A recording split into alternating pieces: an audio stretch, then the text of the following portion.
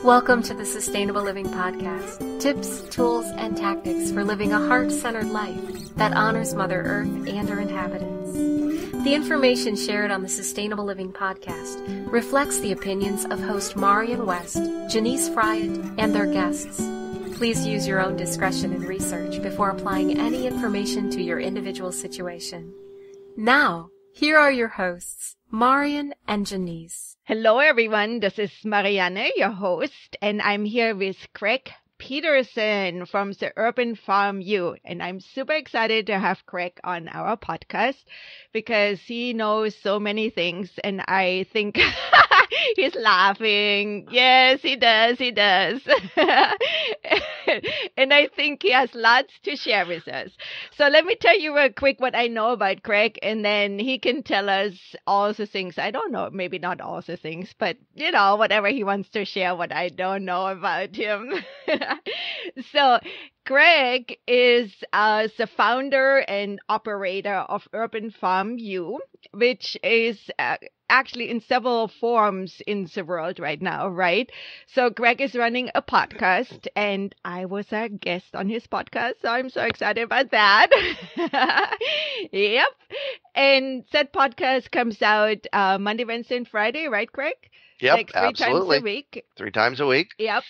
And then he has a membership site where he teaches a lot of people about growing food. And that's kind of what Greg is excited about, to get people to grow things and kind of take responsibility for their own food. I also know that he's a permaculture teacher and that he has an awesome site in Arizona, which I haven't seen yet, but I hear people talk about. And I know you have tours there sometimes, right, Craig? Oh, yes, absolutely. Yeah. Let's see. What else do you want to say about yourself? What else are you doing?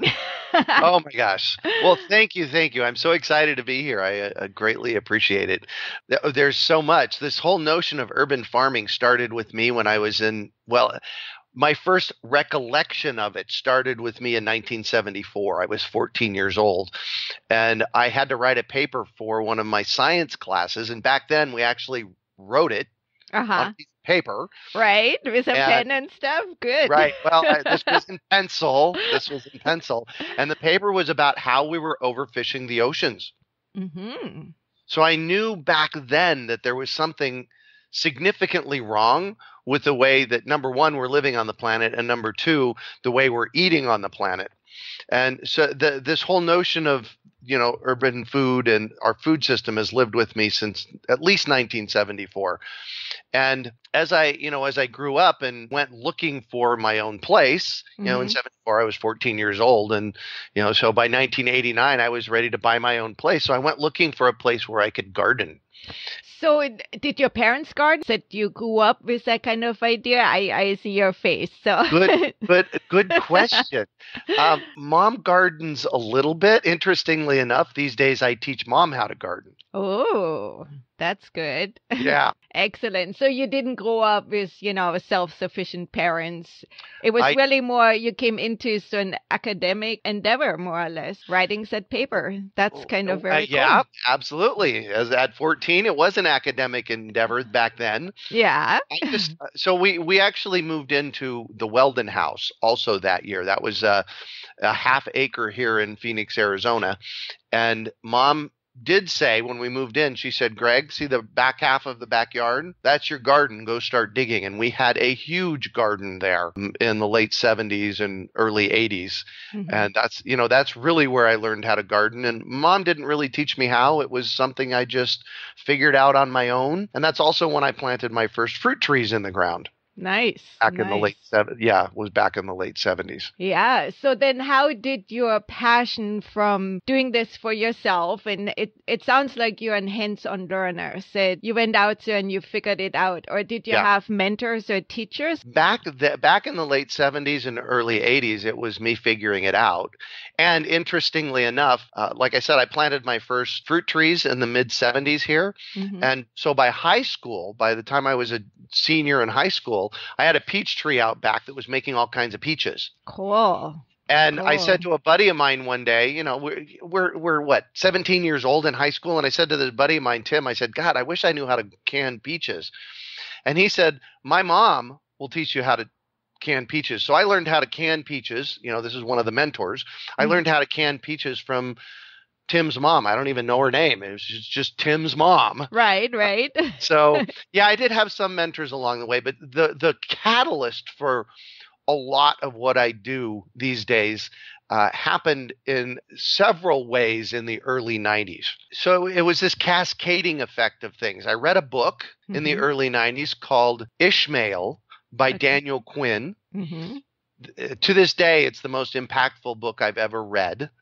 And I've actually read everything that Daniel Quinn has written. And he talks about, in his books, he talks about how we have come to dominate the planet and how agriculture has really driven our growth. So there was a lot of seeds that got planted when I was reading Daniel Quinn's books and Ishmael. So that was the number one thing that happened. The number two thing that happened in 1992, I did my first permaculture design course. And a permaculture design course is a 72-hour dive in and learn about what permaculture is. Now, I like to say that permaculture is the art and science of working with nature. So how do we get in the flow and work in the flow of nature? So we as human beings, we think we know how to do it better than nature. Right. And I just laugh at that. I agree. Yeah. Yeah.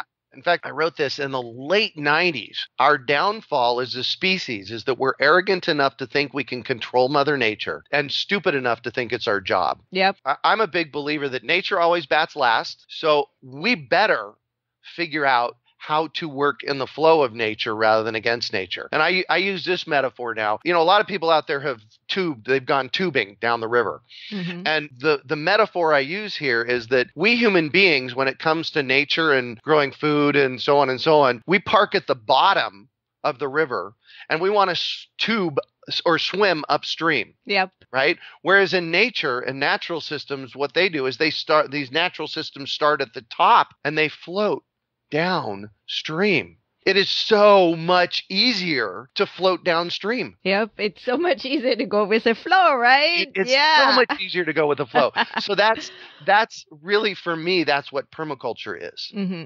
Is how to, step into or walk in the flow, walk with nature. You can see me right now. I'm doing this kind of a flowy thing with my hands. It's our job as human beings to figure out how to work with nature because nature will always win. Absolutely. And I think as science learns more, we find out how much we don't know and how much is out there in nature. If anybody is into permaculture at this point already, I think, a lot of the big names which are finding now connection of plants underground where one plant helps the other and, works together and all of this all stuff. Of that. Yeah. Yep. And we had no clue about that 20 years ago. It's like, nope, just didn't know. Yeah. Yeah, exactly. So the third thing that happened in the early 90s, and this is really the catalyst. I mean, the Daniel Quinn's writings were, they were seeds planted. The permaculture design course were seeds planted. And then what happened is I took a course. I took a self-realization course, a course that would help me direct my life. It's called Landmark Education, and they have what they call their curriculum for living. And it's a 4-step process or four courses that you take from them. And in their advanced course, I came up with the following statement or goal for my life. And this is the statement. Here I am 25 years later. This is the statement that I get to live my life by every single day. And that is that I am the person on the planet responsible for transforming our food system. Nice. That's a big job, mister.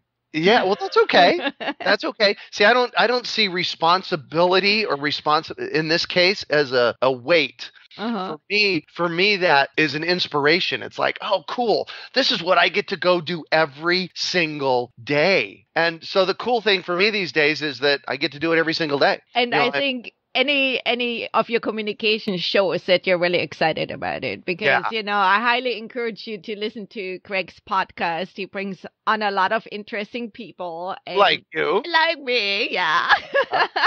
But I think you can just tell by Craig's voice his enthusiasm for really making a difference in people's life. So is that when you started teaching this kind of gardening knowledge and permaculture, or was it a little bit longer until you started? So I'm also done a lot of work in the green arena, being green. And again, a lot of that was facilitated from, the courses that I did in the, 91, 92, 93 timeframe. I came out of the permaculture design course with a desire to teach people how to do permaculture. And really, it's not a do, it's a be. So I came out of this desire to teach people how to be permaculture. And so that was the 90s. And, there were some false starts and so on and so on. And then around 1999, I took on, so from the landmark stuff that I did, I really figured out that why not take on epic goals why not? It's just like I jump in and take on the next goal for me. So by 1999, I looked at the Phoenix, Arizona area, and we have this thing called flood irrigation or flood water in Phoenix, Arizona, and that's basically 30,000 acres of the Phoenix metropolitan area gets 6 inches of water in their garden, or in their space 22 times a year. Mm-hmm. And this flood water was for when they used to grow citrus trees here in the valley. So everybody that has flood water was an old citrus orchard. So I looked at that, and here, mostly in Phoenix, people grow grass with their flood water. Yeah, which is crazy because it's really, really, really hot there. Yeah. And yeah. So I took on this thing in 1999. I was going to plant and manage 500 fruit trees in Phoenix, Arizona. So I found a place where I could plant 100. A friend of mine's back in front yard, and I did that. I planted about, 70 fruit trees on his property. And then I was starting to look for other places around town. And also in 1999, I had to figure out, so I went to a local nursery, actually a lot of local nurseries, and asked them if they would sell me trees at, a reduced price if I wanted to buy 100 of them. Right. And nobody would. Really? So I had to go find a supplier, and I found a supplier, Dave Wilson Nursery out of Northern California, and they'd be more than happy to sell me fruit trees wholesale. I needed to buy 100 trees right out of the chute. So in 1999, I took on planting orchards here in town. I found a supplier, and I purchased my first 100 trees. So that was really cool. I planted 70 of them in the ground, and I had 30 of them in pots, and my friends started asking me about the trees in the pots. What are you going to do with them? So I started sharing with people in my living room. In 2000, we started having classes in my living room on how to plant fruit trees in the valley. And this whole goal of mine that I wanted to plant 500 fruit trees in the Phoenix metropolitan area has turned into, I currently have about 80 fruit trees planted in my yard, but it's turned into somewhere between 18 and 20,000 fruit trees planted in yards, but not in my yard. Right. That's so amazing. Yeah. Now, it said, I'm assuming you didn't supply all those fruit trees that people. I did. You did. Wow. I did. Wow. So I started a fruit tree program where I teach people how to grow fruit trees in their yard. Mm-hmm.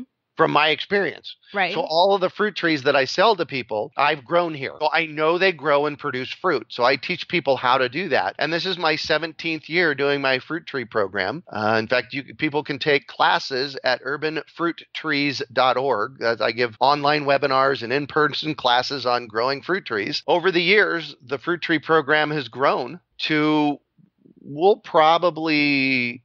put over 1,000 people through classes this year, and we'll sell over 4,000, maybe close to 5,000 fruit trees just this year. Wow. 2 questions on that one. Do you charge for the classes? I don't. The fruit tree classes are free. Okay. And then have you started to craft your own trees, or are you still buying them from a nursery? No, I still get them supplied by nurseries because that's grafting trees and growing out fruit trees that way is a craft in its own. Dave Wilson Nursery, you can find out about them at davewilson.com. Right. I went and visited them in August of 2014, and I saw 20, are you ready for this? 20 million fruit trees in the ground. It was an epic sight. I bet. Absolutely epic sight. And So it really takes a lot of effort to graft and grow out your own trees. So I work with Dave Wilson Nursery pretty exclusively for the deciduous trees, and Sunset Citrus Nursery out of Yuma, California for the citrus trees. And, and they do a great job at what they do. What I do is I educate people. Mm-hmm. So this is going back to your question. When did I really start educating people about this? So my first foray into seriously educating people about growing food in the desert and fruit trees was in my living room in 1999. And that has grown. Like I said, we'll teach over 1,000 people in online classes. So if you're not in the Phoenix metropolitan area, I really encourage you to check out one of our fruit tree online classes. You'll learn a lot. Because growing fruit trees in the city, it's a different thing. We have to keep the trees small, and we do that so that they're easy to manage. Plus, the footprint of a standard-sized peach tree, in that footprint, I can plant 6 pruned small trees that will ripen at different times. So I don't have 300 pounds of peaches at once. I have 30 or 40 pounds of peaches, and then 2 weeks later I have 30 or 40 pounds, and then 2 weeks later I have 30 or 40 pounds. In urban orcharding, they call this successive ripening. Which makes lots and lots of sense. Oh, I think I'm influenced by Dave Wilson onset too, because, I actually like crafting, and so I have been getting rootstock and crafting and then trying to... Nice. Yeah. I'm trying to even give it to people, and there people would say, I already have a plum tree. And it's like, so what's your point, Yeah, add another one.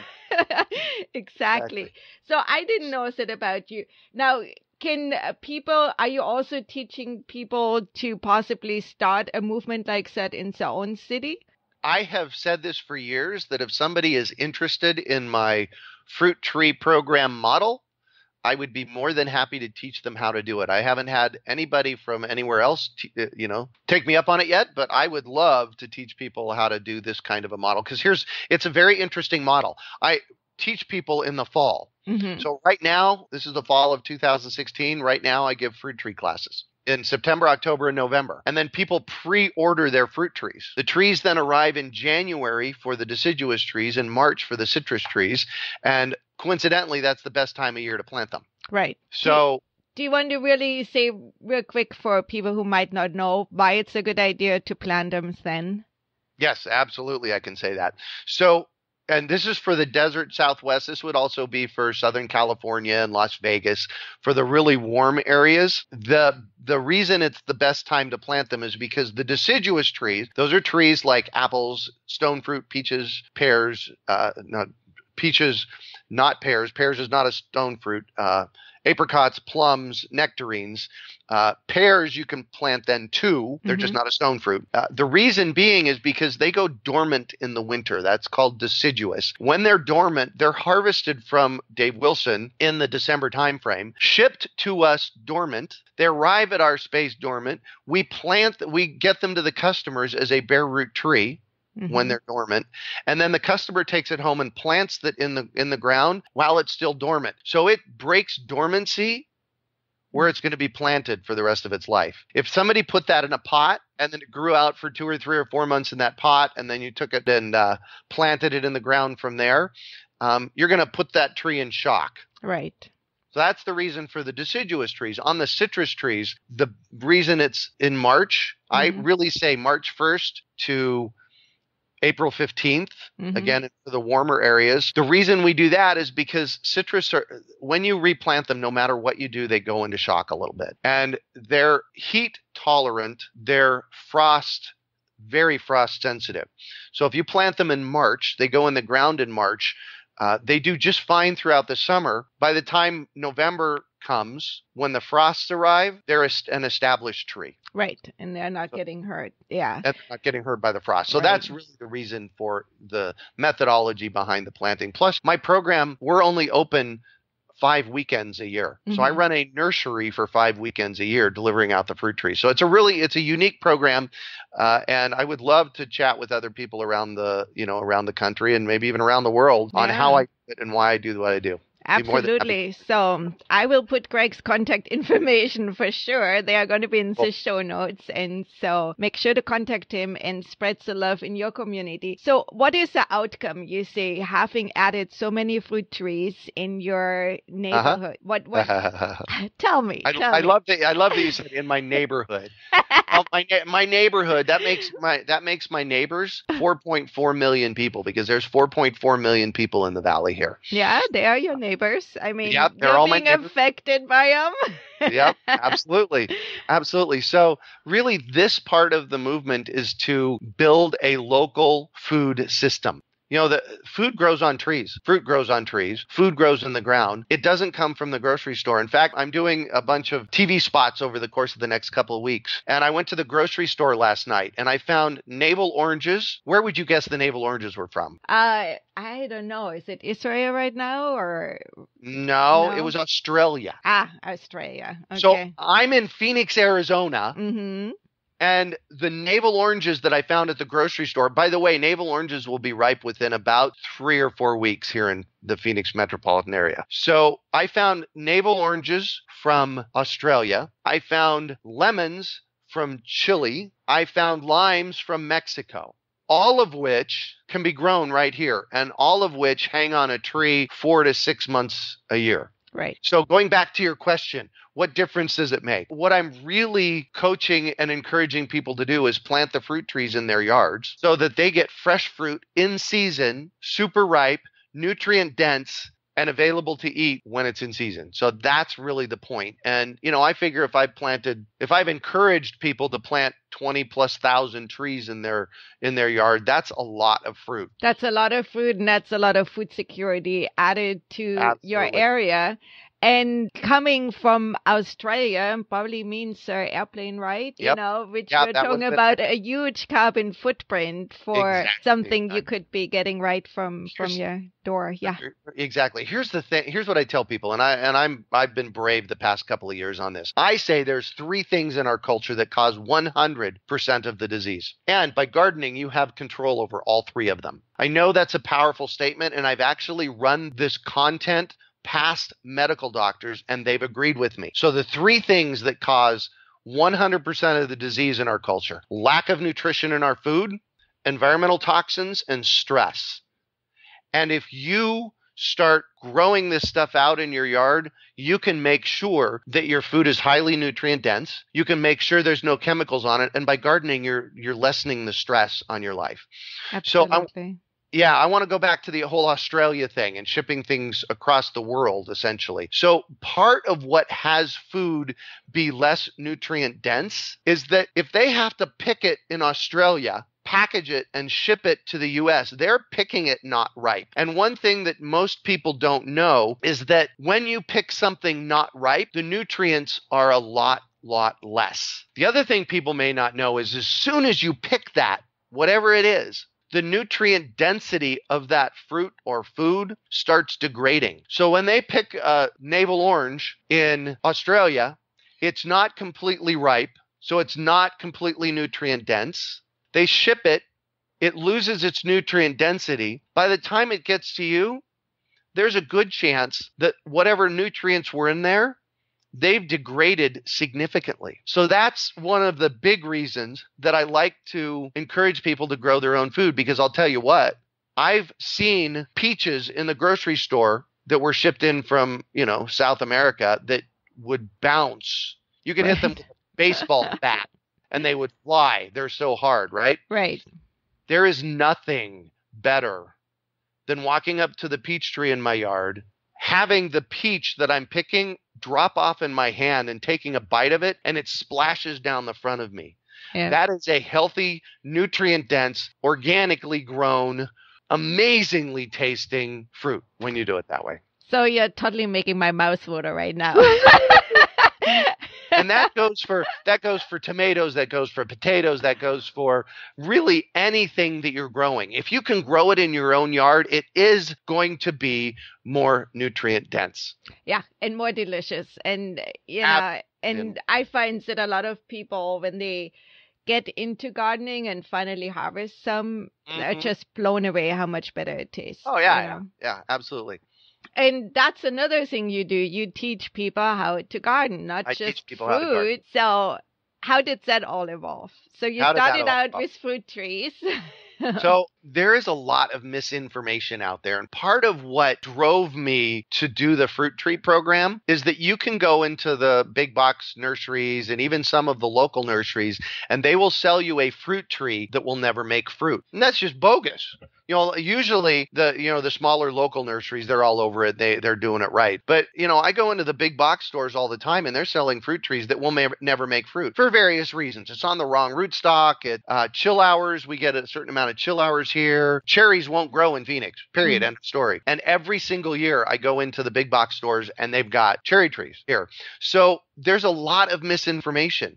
So in Phoenix, Arizona, if you go into a nursery and it's January or February and they're selling a brassica, brassicas are broccoli, cauliflower, cabbage, those kinds of things. They're selling brassicas that time of year, and every single year it happens. Don't bother, because it's the wrong time of year for that. Right. So I saw this happen. I guess we're calling it the aughts, right? The 90s were the 90s and the teens will be I guess we're in the teens.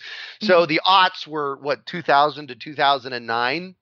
So in the early aughts, I would go into nurseries and I'd see them selling stuff that just wasn't appropriate and giving information that was just flat out wrong. And so I started probably in 2003, 2004. By then, I was doing a lot of fruit tree classes, and the next logical step was to start teaching people how to grow food in their own yard. So I put together my Jumpstart Your Spring, Summer, Fall Garden class, which I've been giving since 2003. And quite often what I'll do with those classes is locally here, I give them on a donation basis. So people just show up, and if they feel like, there was some value in there, they drop some money in the donation basket. I'm still trying to figure out how to do this part online, the donation part, because we do at UrbanFarmU. You can find all about that at urbanfarm.org. At UrbanFarmU, we teach online classes. Right. And we have people like Toby Hemingway, who's the top rock star in permaculture. He wrote Gaia's Garden. He teaches one of our online courses. Bill McDormand teaches our online course about seeds. And this whole online platform really got its seeds planted in 2009 when I got together with Toby and Bill McDormand and Bell Starr, and Brad Lancaster was involved in that conversation. And we started brainstorming. We have this brain trust of all of this great information. Brad Lancaster with rainwater harvesting, Bill and Bell with seeds, Toby Hemingway with permaculture, me with a general knowledge of how to grow food, Kari Spencer. We planted the seeds back then of a movement, how to move our content and move our stuff online. And so that's a big part of what I do these days is we do monthly webinars on growing your own food. Because again, remember, time travel back. Here we are 26 years later or 25 years later. Time travel back to 1991 where I'm the person on the planet responsible for transforming how we raise food. Just to interrupt you, because I think right now would be really good to share your motto. So if you're in UrbanFarmU, you also have access to a closed Facebook group. And do you remember what you have on the top there? Oh, the motto. Yes. Basically what it says, I'm quoting, what's the guy's name? Do you have it pulled up in front of you? Yeah, I have it in front of me. Wes Jackson. I'm paraphrasing here. If the work that you're doing today isn't making an impact in 100 years, you're not thinking big enough. Right. And if you can finish your work you want to do in a lifetime, then you're not thinking big enough. So both the same thing. So Craig is definitely doing this. His goals are big. I love it. I love it. Well, you know what? I'm a go big or go home kind of guy. And I work in the realm of what if. What if we could put 10,000 urban farms in Phoenix? What if we could have 10,000 freezers in the Phoenix metropolitan area that had seeds in them, with the people that lived in those houses knowing how to grow out seeds, save seeds, and store seed. I'll tell you about that project in a little while, but there's a really cool project that happened there. So I live in the realm of why not? What if? What if I could actually be one of the key people on the planet that transformed our food system? Why not? You're on your way, I mean, you have so much information out there for free, and your courses are very reasonable, so very attainable. Well, and here's the cool piece. Here's the cool piece about that. If I don't make it, who cares? It calls me, and here is the key piece for people. when I take a stand like that, it calls me to be bigger in the world. It just, it's like I have to show up bigger. And that for me is my life. That I don't, you can probably hear it in my voice. I get so excited about that. That's me. It has me be more and more excited. And I really, really love that because, most people feel like, oh, who am I? I can't make any difference. So shifting that to I can, and I show up bigger in the world. Right. So let me speak to that. So this is a bit of a head game that I'm going to share with you. Okay. So we all have that monkey mind. Mm-hmm. That voice in our head that says, who the heck are you to think you can do that? Right. Right. So, I did the work that I did in the 90s and learned all about that stuff. And it's like 2004 or 2005. And I start coming up with these what ifs in the world. And this voice is up here. Y'all can't see me, but I got my hand up behind me to the right. Right. There's this voice up here talking to me. Who the heck do you think you are to think you can do that? And here's what happened. One day I heard it loud and clear, and I turned around and I looked at the voice, metaphorically, of course, but I literally turned around and I looked up to see. Obviously, there wasn't anything there. Right. But again, metaphorically, I turned up, I looked, and I said, shut up. The work that I'm doing on the planet is much more important than whatever the heck you have to say. And interestingly enough, it shifted in that moment. And recently, I love America's Got Talent. And recently, I can't remember his name, John, he's a football player. In his final act in the top 10 of America's Got Talent at mid-September, he said something that will live with me forever. And that is in his act, and go look it up on America's Got Talent, his final one, he said something like, I'm paraphrasing, when you need some advice, don't listen to yourself, talk to yourself. Excellent. That in that moment, it was like, oh yeah, that's what I do. So interestingly enough, one of the goals that I set for myself, or it's not even a goal, one of the things that I took on for myself is we have the P.F. Chang Half Marathon here in Phoenix, Arizona. It's the rock and roll P.F. Chang Half Marathon. And I've done it every time. I'm what's called a legacy runner. Now, the truth of the matter is I don't run it. I walk it. Mm-hmm. I don't do it fast. I don't do it fast. In fact, I finish in the bottom 5% every year. Who cares? You're doing it. I'm doing it. And the reason I'm doing it is because I know that the third Sunday of every January, I'm going to be doing a half marathon. So I have to stay in shape. Good. Right? Yeah. Right? So here's the amazing thing that happened recently. You know that monkey mind voice we get that says you can't do stuff, right? Mm-hmm. Mm-hmm. So I verbalized to my sweetheart Heidi that I was thinking about maybe not running the half marathon. And that voice that normally works against you came up and said, hell no, you are running that. So what I've successfully done is I've taken that monkey mind voice and I've shifted it to my benefit. I love it. I mean, that's such a powerful advice. Like, look up to that monkey voice and tell it to be quiet. Yes. And so that's the seeds that I've been planting over the past 20 minutes or so with this has been my pathway to stepping into my power and making a difference in the world. And really that's how it is so easy to make a difference in the world. Cool. You say I'm going to make a difference in the world and you go out and do it. The problem is that most people stop. Mm-hmm. Don't stop. I love that. I love that, Greg. That's fantastic. Yeah. Yeah.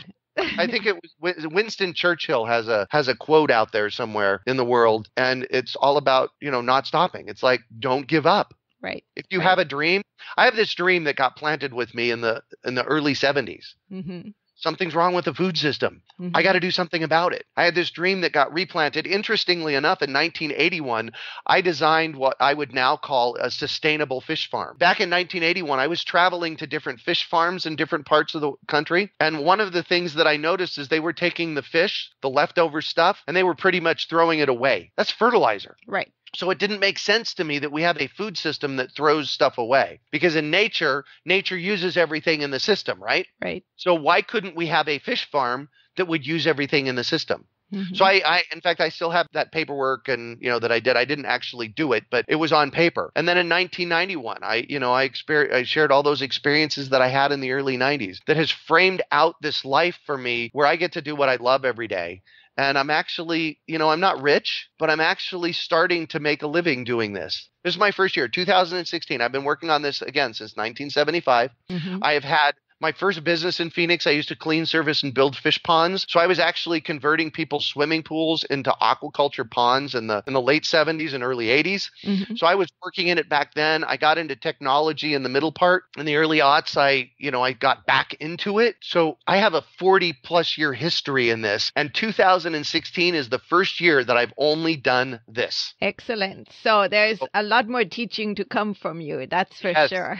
Absolutely. I mean, you have so much energy and you're so dedicated to it. Said only great things can come from here. Yeah. So you were talking about seeds a little bit, and actually California just passed a law that it's legal to save seeds and have yes, which, it's insane that it's illegal in the first place, so that's, I'm sure you're aware that some seed libraries got shut down and all of that. So, oh, yeah. Yeah. I'll tell you what. Yeah. That is something to go to jail over. Yeah.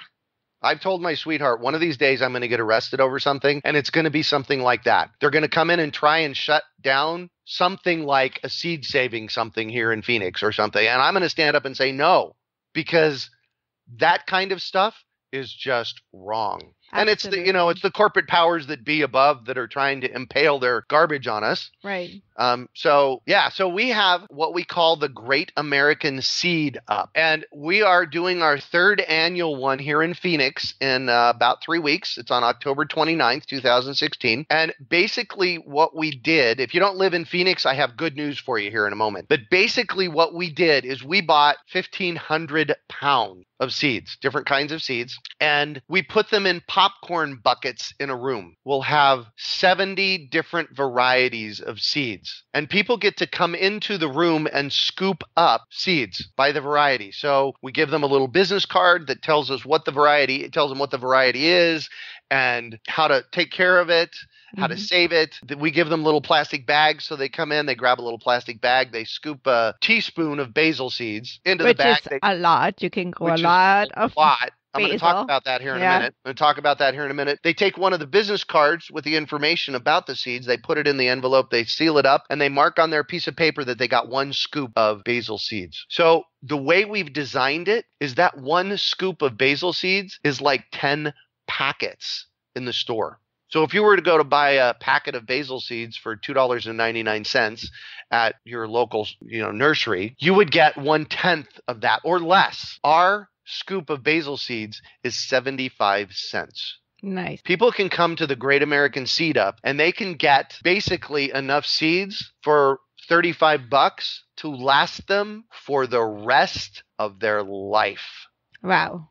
And at the same time, we give them classes. So the Seed Up comes with a class on how to start seeds. It comes with a class on how to harvest seeds. And it comes with a class on how to store and save seeds long term. So not only are we supercharging the local seed economy in Phoenix, we're teaching people how they can start, grow, save, and store their own seeds long term. Because here's the only thing that will, well, not the only thing, but here's the main thing that will kill seeds. If you abuse them, if you leave them in a hot car, if they get wet, right? Seeds can last dozens to hundreds of years if you store them properly. The Great American Seed Up, you can find out about it at greatamericanseedup.com. And that's going to take you to our Grow Phoenix website right now. But what we're doing is we're packaging the Great American Seed Up so that somebody in San Diego, somebody in LA, somebody in New York, somebody in London, if they want to do their own Great American Seed Up, they will be able to buy I hate using this word, but it's kind of franchise-esque. They'll be able to buy their own package from us of seeds and cards and bags and scoops and the model and a manual on how to do it. And they'll be able to do their own Great American Seed Up. That's fantastic, because that's a lot of logistic going into that. Yes. Organizing any kind of things like that. That's a lot of little pieces of paper and stuff which needs to be done. That's great. Do you have any idea what's the cost is on set if somebody wanted to start it? Do you have like different sizes? Probably. Packages? We're gonna. This is our third time. Like I said, this is our third time we've done one, and we've been documenting it all along the way.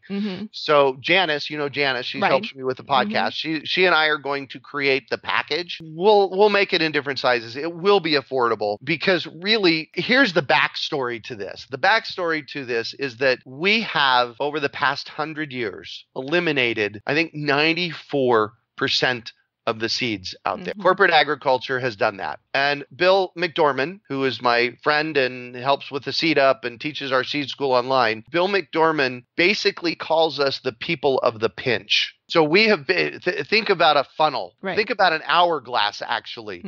Basically, we're at this place in 2016 where we've got this very little bit of seeds left. And it's our job as the people of the pinch to look out over the next 100 or 200 years and save the seeds so that the bottom of the hourglass expands in many thousands of different varieties of seeds. What the Great American Seed Up is about is getting people thinking about seeds, getting people saving seeds, getting people exploring what other kinds of seeds they have available. I just went to see the seed movie, The Untold Story, and I actually came out of that quite depressed, because they talk a lot about how we have been letting go of so much variety, and even the places where we are storing seeds now are still very vulnerable. So what you're doing is really opening the door for lots of people to take responsibility. And so I'm really happy to hear. And we're actually working with, Bill is working with the producers of that movie. Yeah, I saw him in the movie. Yeah. Oh, yeah. So he's working with the producers of the movie to see how we can kind of craft a million seed savers campaign. What if, here's the what if again. And this is Bill's what if. This is not my what if. What if we had 1 million people in the country saving seeds? I actually don't think that's big enough. I think that we need 10%. That's 0.3%. There's 330 million people in the United States. We need 1%, 3.3 million or 10% of people saving seeds in this country. And so 1 million seed savers is just a good start. Yeah, a start is good, right? I love how many calls to action we have in this podcast and how much hope is there for people, because I think especially right now being in the election season, there's so much doom and gloom going out in the world that it's so nice to go, hey, we can do this. We can plant thousands of fruit trees. We did a showing here in Phoenix of the movie Seed, the Untold Story. And you're right, it is a bit depressing. And there is so much that we can do. Right. Plant a fruit tree, plant a garden, start a community garden, work with the kids at the local schools. There is so much that we can and need to do in our local areas to facilitate building out a sustainable, I don't really like that word, but come on, yes, a sustainable living podcast. Now I said it, I have to point. Here's what I view the word sustainable at. It's the stopgap between we weren't doing anything and what's next. Right. And what's next is regenerative. Right, absolutely. So when you look at sustainable is a very valuable word and it's a very valuable movement, but I think there's so much more that we can do. Absolutely. We're just sneaking all our regenerative ideas into that sustainable label. That's right. Exactly. For sure. So I know you're on a time limit here. Do you have some on your chest you want to share that, I don't want to stop our conversation, or I have to stop our conversation, you go, oh, I had so much more to say. So much I know more to you say. have so much more to say. So maybe Yeah. someday we do this again. But Yeah. for today, what else is? Here's the thing. The simplest thing to grow and the most expensive thing to buy are herbs. And I've had several herb podcasts brought on Herbalist, and we've done podcasts about herbs. And there's so much nutrient density and healing properties in herbs. If nothing else, buy a basil plant and put it on your windowsill and water it and grow your own fresh basil. There is nothing better than going out into my front yard in April or May and picking a tomato and picking some fresh basil and bringing it in and making a caprese salad. And oh, by the way, there are companies here in Phoenix that make olive oil and balsamic, and I just mix them together and I have a locally grown meal. Nice. So just do it. I know that's so cliche, but just grow some food. Figure it out. Here's some tips on how to do that. Take a basic class. And I highly suggest that you go to urbanfarm.org. On the front page, you can download our newsletter. So you can sign up for a free newsletter. And with that, we give monthly classes, monthly gardening classes. Take one of my free gardening classes. Find a nursery or a master gardener in your area and take a free gardening class from them. Learn what it takes to grow food in your area. The basic gardening class that we give through UrbanFarmU covers a lot of the stuff that you need to be thinking about in order to grow your own food. So that's number one. Number two, go find a planting calendar for your area. If you're in the desert area, desert Southwest, or really any desert area in the world, you can download the planting calendar at urbanfarm.org on the freebies tab, and that'll tell you what to plant when. But if you're not here, find a planting calendar, because that is going to be one of your biggest assets. And then here's number three. You're going to kill some stuff. Yep. You're going to kill some stuff. Things aren't going to work. In fact, in my podcast, I always ask the guests to talk about a time they failed, what they learned from that failure. And this is why I ask them that question, because we all have flub ups. I say this all the time in public. I promise you, I've killed more plants than you have. I have. Not on purpose. Yep. Not on purpose. In fact, this last year, I planted a Barbados cherry in my backyard. And the poor thing didn't make it because I put it out in my backyard where I wouldn't go very often. We call this in permaculture a zone 4. What I realized was that I needed it in a zone 1. A zone 1 is a place where I visit every single day at the Urban Farm. Just like I planted an avocado. We have a desert adapted avocado now. And I didn't plant it back in zone 4. I planted it in zone 1. To be able to watch it. And I am so glad that I did, because it wilts about every 4 days right now. So it needs a little bit of water until the roots grow out of the root ball that it's in. It needs more water until it's established. Yeah. Take a class from us, take a local class, get your planting calendar, and know that you're going to have some times when you're not going to be successful, and get over it. Right. And don't give up. Right. And I think along those lines, some people want to go and buy the biggest tree possible, and it might cost them $200. And then when that... Or $2,000. Yeah. Crazy. Yeah. So it's better to go with a bare root tree, which a little, and then get used to your area. And then your financial loss is not that big. Exactly. So, yeah. Exactly. Yeah. Start small. Excellent. There you have it. I'm gonna give you one more for the show notes page. I'm gonna give you one more tip. Okay. So I have 1/3 of an acre here at the Urban Farm. 1/3 of an acre is 80 feet wide by 160 feet deep. That's approximately 13,500 square feet. My house and the pad of my house is 1,700 square feet. And then the driveway and the pad around the house takes up about 3,500 square feet. So I have 10,000 square feet of growing space.